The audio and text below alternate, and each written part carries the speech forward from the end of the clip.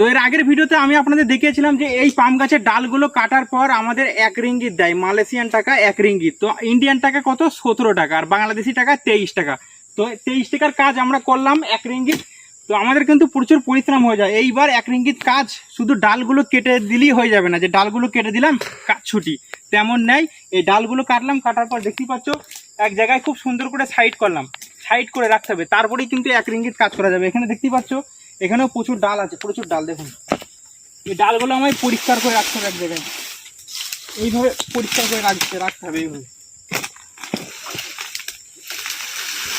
দেখতেই পাচ্ছ কত বড় বড়, কত মোটা মোটা ডাল।